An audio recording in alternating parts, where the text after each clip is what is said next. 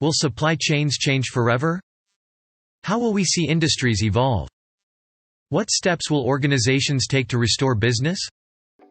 Until now, the supply chains were stocking supplies efficiently in just the right amount, also known as just-in-time manufacturing.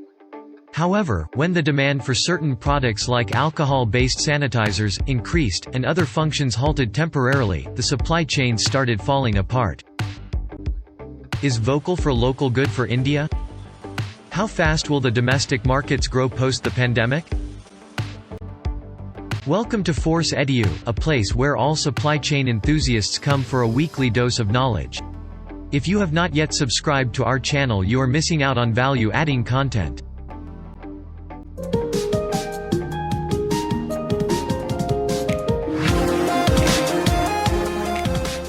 COVID-19 took the world by storm, and almost no industry, organization or country was completely ready to deal with a situation like this.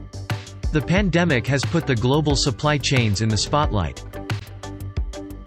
A supply chain is a network comprising of demand planning, procurement, inventory, manufacturing, warehousing, transportation and customer service operations as its important functions. As the world is seeing, global supply chains are vulnerable to many forms of risks. The intensity of these risks vary in each industry depending on the impact the pandemic has caused to it. As per a March 2020 survey conducted by the Institute for Supply Management, nearly 75% of companies reported supply chain disruptions in one form or the other due to coronavirus-related transportation restrictions.